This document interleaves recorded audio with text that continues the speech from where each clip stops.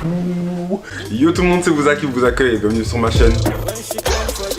Alors bonjour, bonsoir, comment ça va? J'espère que vous allez bien. Entre temps, moi ça va. Ouais, comme vous le voyez, changement de décor, je suis pas chez moi, je suis pas à la maison. Donc je suis chez ma soeur donc pour les vacances. Je sais pas si vous verrez encore d'autres vidéos avec ce décor ou peut-être un autre. Le temps que je reste chez ma soeur, bah peut-être que je tournerai, peut-être que je tournerai pas. On verra. Mais sinon, aussi on m'a également fait la remarque. Concernant ma couleur de peau. Il y a quelqu'un qui m'a dit qu'à chaque vidéo, Zarma, ma couleur de peau, elle change. En mode, dans une vidéo, je mets du choco et l'autre, j'en mets pas. Mais quelle audace! Vous êtes des gommes, hein. La personne qui a dit ça, franchement, je te déteste. Mais ouais, en fait, c'est vrai que des fois, j'ai un problème en fait d'éclairage. Pourtant, j'ai une ring light. Bon, là, je suis pas chez moi, donc je l'ai pas. J'ai l'impression en fait, la lumière n'est pas assez forte. Et c'est peut-être aussi dû en fait au réglage de ma caméra. Donc bon. Vraiment excusez, hein, on s'améliore au fur et à mesure, laissez-moi le temps. Bon, là j'espère que ma couleur ne va pas encore changer. Parce que, on en a marre de changer de couleur à chaque vidéo. Mais bon, vous avez compris. Alors aujourd'hui on va parler donc de Jacquemus, Simon Porte Jacquemus. Cette vidéo, je pense qu'elle fait partie donc de mes vidéos qui ont pris le plus de temps. Enfin du moins au niveau recherche. Et d'avoir des arguments solides. Je vous ai demandé sur Instagram si vous voulez que je vous le présente et vous aviez été quand même un grand nombre à m'avoir dit oui. J'ai suivi le post en vous demandant si justement vous connaissez Simon Porte Jacquemus et c'était clairement du 50-50 plus ou moins. Donc bon, je me suis dit autant faire avec ce qu'il s'est passé autour de lui. Je me suis dit voilà, c'est encore l'occasion pour présenter Simon Porte Jacquemus. Alors c'est parti, qui est Simon Porte Jacquemus?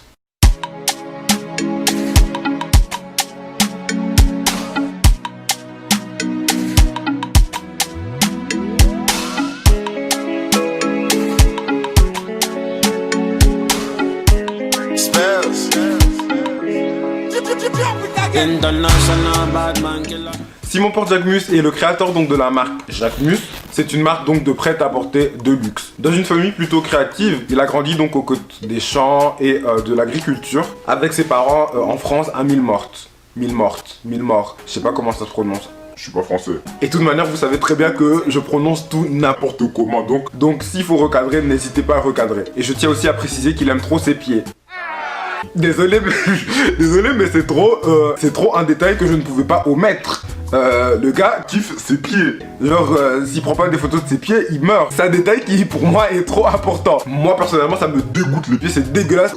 En 2008, donc, quand il avait 18 ans, il est parti vivre donc tout seul à Paris pour étudier peu de temps, soit 3 mois, à AS Mode, École supérieure des arts et techniques de mode, enfin, de la mode. Il a finalement arrêté parce qu'il n'aimait pas tellement le système et il ne trouvait pas, justement, en fait, des personnes qui avaient la même hargne et la même passion que lui. C'est ainsi donc qu'il devient l'assistant directeur artistique chez Citizen K, qu'il a grave fouillé après 6 mois parce qu'il ne se sentait pas encore une fois épanoui et malheureusement il n'aimait pas la hiérarchie qu'il y avait au sein de cette entreprise. Malheureusement, peu de temps après, il perd sa mère et c'est ainsi donc qu'il décide de créer sa marque Jacquemus au nom donc de sa défunte mère. En gros, on peut dire qu'il a appris donc sa formation donc en couture en autodidactie. Et c'est en 2009 qu'il crée Jacquemus. Il a réussi à convaincre un atelier pour sa première collection, d'abord réservée pour les femmes. Aujourd'hui, si je devais définir le style de Jacquemus, beaucoup plus coloré dans le passé, et aujourd'hui il se dirige beaucoup plus sur des touches monochromes, en faisant des petits camailleux, oversize et très moderne dans l'air du temps. C'est des choses qu'on aime nous en tant que jeunes, une esthétique très casual. Mais il faut aussi savoir que son style minimaliste n'était pas d'abord un choix, c'était quelque chose qui lui a été imposé par manque d'argent, parce que c'était la Hesse. Il devait vraiment uniquement se concentrer donc sur l'essentiel, sur le plus important. Donc pour vous dire que même des fois sur certaines pièces, il ne mettait pas de poche, il ne mettait pas de boutons, parce que ça coûtait trop cher. Dans son interview Essence, il explique qu'il a toujours aimé les uniformes. C'est d'ailleurs pour ça qu'il voulait faire sa communion pour l'uniforme. Et carrément, il a dit qu'il voulait même faire l'armée. Il a expliqué aussi donc pendant son interview à l'Express que sa stratégie marketing en fait c'était de foncer dans le tas. Il a contacté des gens sur Facebook, via mail, et voyez en fait si ça concluait. Grave culotté, hein, quand même le boug. On dirait grave moi en 2009 quand je forçais pour avoir des amis sur Movistar Planet. Il avait également contacté un mannequin, Caroline Magret, sur Facebook et la meuf a répondu oui pour sa collection, enfin plutôt son lookbook printemps-été 2012. En ça de ça, c'était vraiment un gros forceur. Genre le gars forcé, ouais. Désolé mais watch me faire la même chose avec les marques.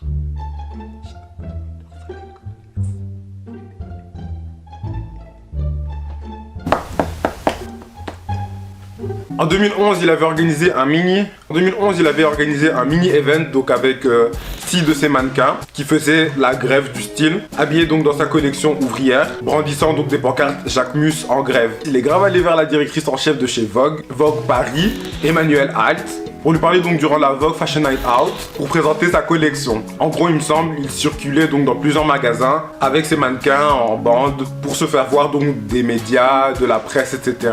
Et ça avait quand même beaucoup fonctionné. Ok, go. On sort. C'est Opening Ceremony, vous me trouvez. Ouvrière en couleur. C'est Opening Ceremony dans Vogue Italia. Bisous, bisous. Comme quoi le forcing ça marche hein. Sauf pour les relations, on s'est capté, faut pas forcer. Donc vraiment le culot de ça, c'est pas tout le monde qui faisait ça. Hein. Ses 2 premières collections étaient réussies mais pas à 100% dans les détails. Il manquait encore beaucoup de techniques et lui-même le disait. C'est pour sa 3e collection entièrement faite de laine qu'il va bop et se faire voir par Rei Kawakubo. Rei Kawakubo, j'en ai déjà parlé plusieurs fois. Vraiment... C'est ma girl, c'est ma copine. C'est ma pote. Je vous invite à regarder ma vidéo sur comment est-ce que je me suis fait arnaquer pour mes CDG. Vraiment la honte. Vraiment, en fait, cette vidéo-là, c'est vraiment la vidéo de la honte. Mais moi, elle était marrante à tourner. Donc, mais Rei Kawakubo, donc c'est la créatrice de CDG et qui est comme des garçons et qui est la marque des Congolaises qui aiment faire des photos après l'église.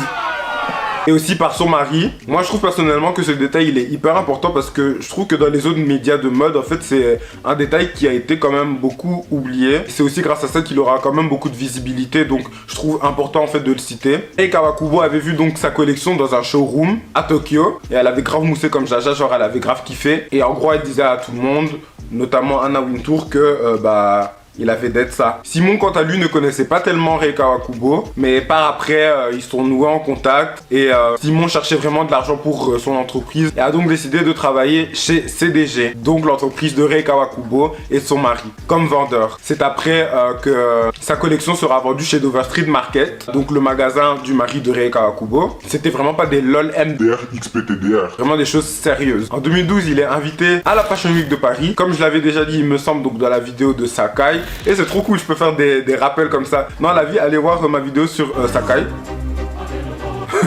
Mais allez voir ma vidéo sur Sakai. Comme je l'avais dit là-bas, en fait, pour aller à la Fashion Week, on n'y va pas comme on va au kebab.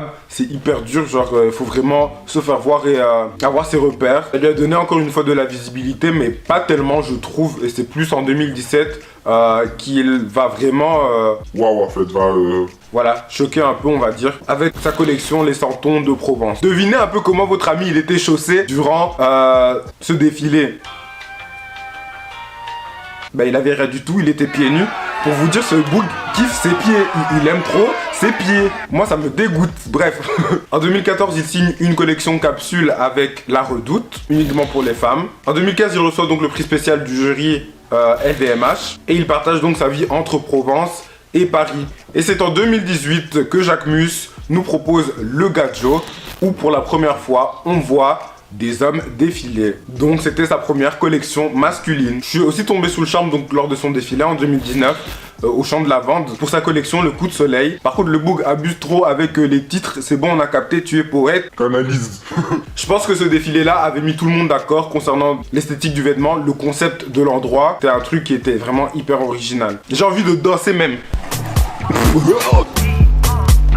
Vous avez pu voir que je vous ai posé donc plusieurs questions, chose que je ferai beaucoup plus souvent parce que je trouve que c'est bien, parce que ça permet en fait d'avoir une discussion et des débats, chose que je veux en fait absolument sur ma chaîne. J'ai eu des avis hyper divers et c'était super cool, merci d'avoir répondu d'ailleurs, ça m'a fait hyper plaisir. Donc je vous ai demandé donc votre avis concernant son défilé et de Jacquemus en général. Et dans l'ensemble, mes abonnés étaient d'accord que son défilé était bien, etc. Attendez, bah je vais lire ça. J'adore, c'est tout lui, poétique et unique, ça continue dans la trajectoire de ce qu'il fait. Très beau cadre, très beaux avis, propre, plutôt pas mal, les détails simples mais très efficaces, très frais, magnifique, magnifique, bref. Tout le monde était plus ou moins dans la même optique. Maintenant, il y a eu quand même des gens qui n'étaient Pas non plus pour. Il y a Lina Voca qui dit « Je ne comprends pas pourquoi tout le monde en a parlé, c'est une vraie question. » Quelqu'un d'autre m'a dit « Same old but avec un décor différent. » Et franchement, je dois absolument réagir sur ça. Franchement, moi personnellement sur Twitter, comme je l'ai dit, moi personnellement j'ai bien aimé son défilé Jacquemus. C'était dans la simplicité, dans l'air du temps et c'est quelque chose en fait qu'on aime, comme je l'ai dit, nous en tant que jeunes. Mais j'ai également dit en fait que c'est vrai que ces coupes sont fortement redondantes. Genre en fait, on a l'impression que c'est du déjà vu. Mais moi je pensais plus que c'était en fait en continuité en fait, comme Sarah l'a dit, avec ce qu'il fait d'habitude. Sauf qu'on m'a donné des contre-arguments qui sont, moi je trouve, mais hyper valables et à débattre. M'ont vraiment donné en fait des arguments beaucoup plus dans le détail en parlant du prix et de la technique niveau couture. Un de mes abonnés en fait m'a fait mettre le doigt sur quelque chose que je savais déjà, mais en fait l'a analysé un peu plus en profondeur. Personnellement, j'en avais pas fait le lien directement. Jacquemus, comme cité bien avant, a quitté son école de mode en 3 mois. Ce qui veut dire qu'il n'a pas suivi à fond donc ses cours de modélisme et de dessin. Et d'après mes sources, Jacquemus n'était pas non plus spécialement très fort donc niveau modélisme et dessin. Et c'est notable parce que lui-même l'avait dit dans une interview, mais je sais plus laquelle, ça fait longtemps, qu'il n'était pas non plus lui-même spécialement fier de ses premières collections. Le modéliste en soi est chargé de créer le poitronnage du vêtement de façon à matérialiser un croquis ou un dessin technique. Un modéliste qui est fort, c'est traduire donc les proportions, l'allure, la forme que ça va avoir, la manière dont ça va rendre sur le corps, etc. Et je peux encore citer donc pour faire référence à une autre de mes vidéos avec Chitose Abe et Sakai qui elle est très forte en fait au niveau patronage au point où donc elle sait maintenant construire et déconstruire. Mais concernant Jacquemus, on m'a fait donc la remarque pour les détails sur ses conceptions. Et ses coutures pas droites. Proportions pas bonnes, etc. Donc voilà, je vous mettrai des exemples juste ici. Je vais essayer de vous faire des zooms pour que vous puissiez bien voir et analyser par vous-même. Par exemple, donc voilà, sur cette veste ici, on a l'impression, et c'est pas qu'une impression en fait, c'est vrai, c'est en fait de la mauvaise construction de veste. Les épaules et le col en fait ne sont pas droits et ne sont pas de la même proportion. Au début, moi je pensais que c'était quelque chose qui était fait voilà, dans la stylistique, genre que c'était fait exprès. En fait, quand on regarde, on se rend compte que ouais, en fait, il y a Comme un leak. genre il y a un problème au niveau conception épaule, un petit problème en fait au niveau patronage peut-être. Il y a encore un autre, mais c'est des petits détails hein. Le pantalon, donc le pantalon juste ici, on voit bien en fait que la couture n'est pas droite. Voilà, c'est des petits détails qui sont vraiment importants, en tout cas en tant que modéliste. Et tout ça en fait, c'est ce qui pourrait peut-être nous conduire à cet effet en fait de redondance, de déjà vu, de choses en fait qu'on a déjà vues. Comme je l'avais dit donc dans mon tweet. Le fait que Jacquemus fasse peut-être souvent la même chose, et j'ai bien dit peut-être, je n'affirme pas ce que je dis, c'est peut-être dû au fait qu'il n'ait pas fini sa formation en modélisme. Mais quand on m'a donné l'argument donc du modélisme, je me suis remis en question et je me suis dit que c'est peut-être vrai. Que c'est peut-être vrai et l'argument est pertinent. Une de mes abonnées a aussi dit que si on prenait donc le défilé année 97 avec son dernier défilé donc qu'il a fait là récemment, l'amour, en fait on verrait des fortes ressemblances. Je vais essayer de vous mettre des images, voilà, peut-être côte à côte, comme ça vous voyez un peu. Moi personnellement c'est vrai, quand on regarde ça franchement on va pas se barrer. C'est vrai, il y a des choses qui se ressemblent, etc. On peut pas mentir. Quand il y a des trucs comme ça, on peut pas mentir, on peut pas dire pourquoi, non. Les preuves sont là. Mais moi, je pense que ça encore, ça ouvre un autre débat. Est-ce que les écoles de mode sont indispensables pour devenir créateur? Franchement, je suis ouvert au débat. Donc, venez en DM si vous voulez qu'on discute, qu'on parle, blablabla, blablabla. Franchement, ma chaîne, elle est basée sur ça. Donc, faut blabla qu'il faut discuter. Ou sinon, dans l'espace commentaire, simplement. Mais comme vous aimez pas répondre. Et comme vous aimez pas mettre des commentaires. Je vous ai aussi également demandé donc sur Instagram comment est-ce que vous avez découvert Jacquemus pour être sûr de ma supposition. Comme confirmé par mon sondage, enfin par la question plutôt, ça a été souvent donc par Instagram. Par Instagram, par les influenceurs, par les stars, par Kim Kardashian, par Dua Lipa, enfin bref. Souvent des stars ou des influenceurs qui revenaient et ça a confirmé en fait ce que je supposais, c'est que Jacquemus est une marque qui a réussi à devenir connue donc grâce au marketing. Preuve qu'il sait utiliser ses réseaux sociaux. Je vous invite également à regarder donc ma vidéo sur Instagram où j'ai parlé en fait d'Instagram, les effets positifs et les effets négatifs que ça pouvait avoir. Moi j'aimerais rebondir en fait sur le fait que Jacquemus est un très bon marketeur. Il sait utiliser ses réseaux, il sait utiliser son influence. Et c'est justement ça en fait qui fait la force de son entreprise. Beaucoup d'autres maisons ne le font pas et lui il le fait. En fait il présente sa marque comme si en fait c'était lui. C'est comme si en fait, bah oui c'est lui en fait, c'est sa marque, c'est lui et il se présente en fait naturellement. C'est le fait en fait qu'il paraisse accessible. Genre il paraît tellement accessible et simple qu'on a l'impression en fait que c'est notre pote, c'est notre dréré, alors que... Mais moi, je vais encore rentrer plus En profondeur. en 2019, l'étude Hootsuite a prouvé que sur 1 milliard d'utilisateurs sur Instagram, 71% des personnes qui utilisent Instagram avaient moins de 35 ans. Et moi, je suis persuadé que Jacques Mus, lui, ses abonnés sont entre une tranche 18 ans et 25 ans. Et un peu plus pour les personnes qui voilà, sont un peu plus mûres et s'intéressent à Jacques Mus. Bien la preuve en fait que ce sont des jeunes qui font vivre sa marque. Remarque qu'un de mes abonnés a dit, c'est que justement en fait c'est une marque d'influenceur. En poussant sa réflexion plus loin, on se rend compte que oui, il a été quand même fortement popularisé grâce au Chiquito et que l'argent vient quand même de beaucoup de jeunes. Un autre abonné à moi m'a fait la remarque pour dire que ses prix sont excessivement chers. Et c'est peut-être vrai, parce qu'en faisant mes recherches, et en allant plus en profondeur encore une fois, c'est qu'il utilise quand même beaucoup de matières synthétiques pour des prix fort élevés. Comme me l'a fait remarquer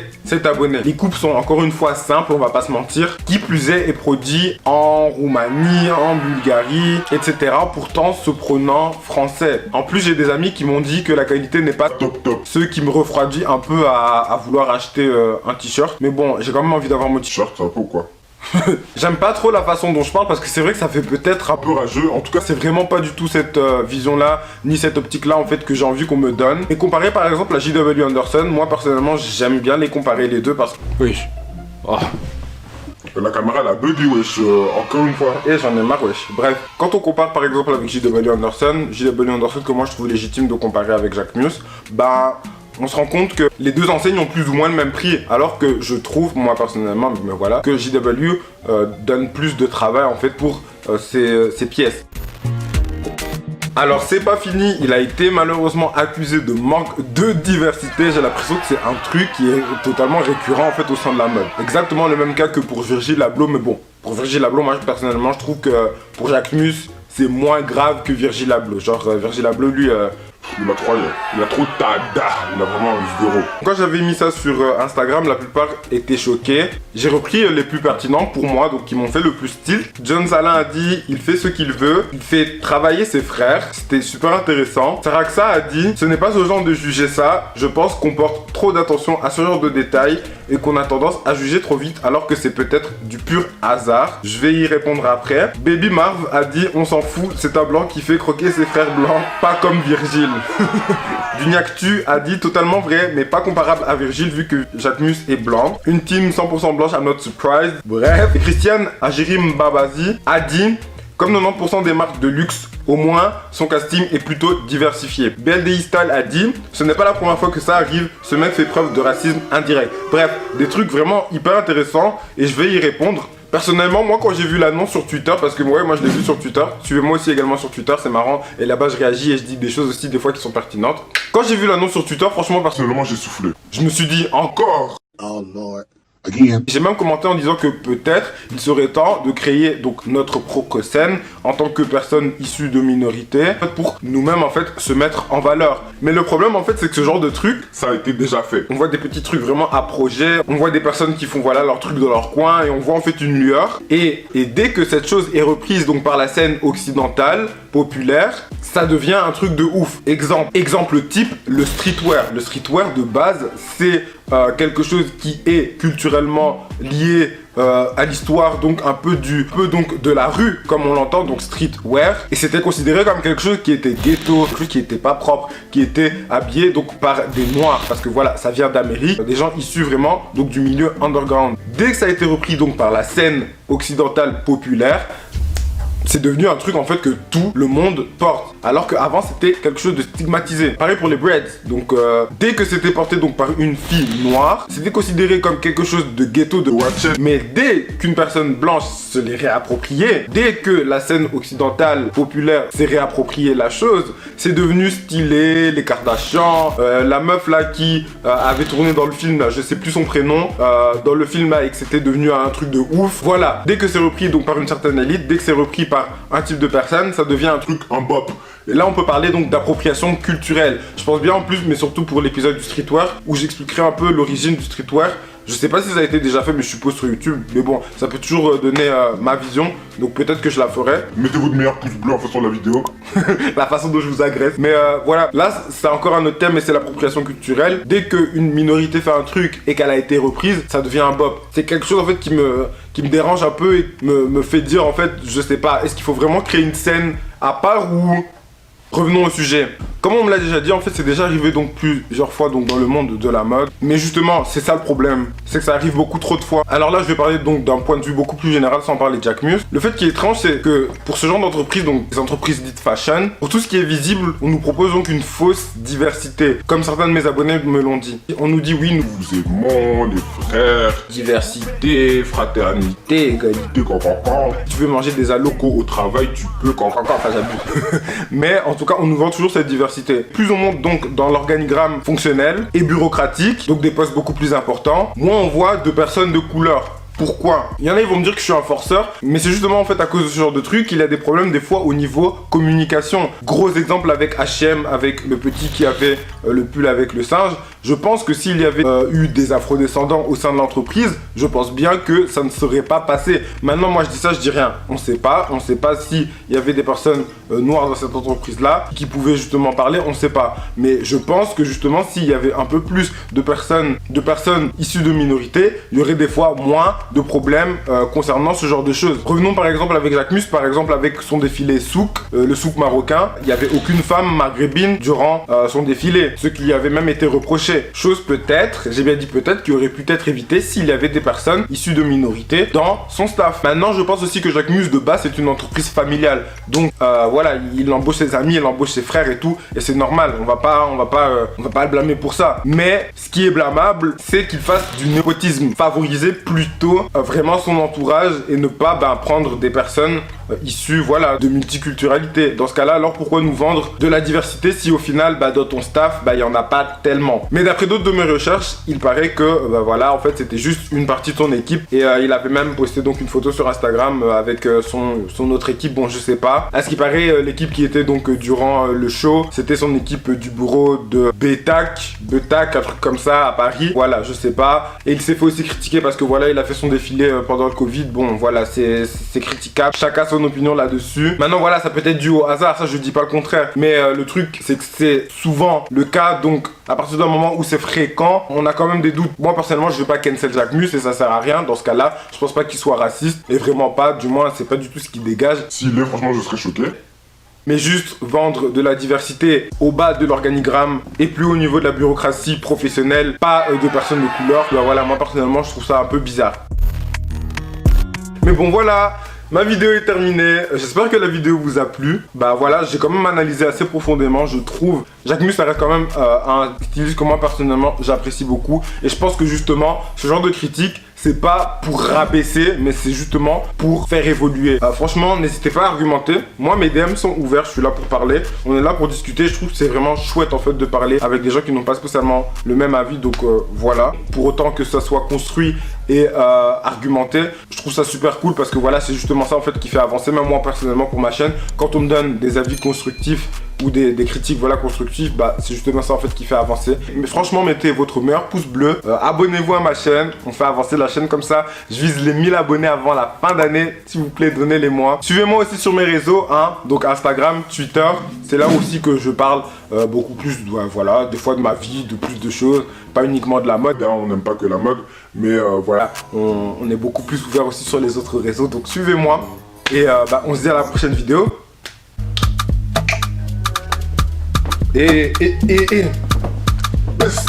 Bref, c'est tout. Ciao. 君なの？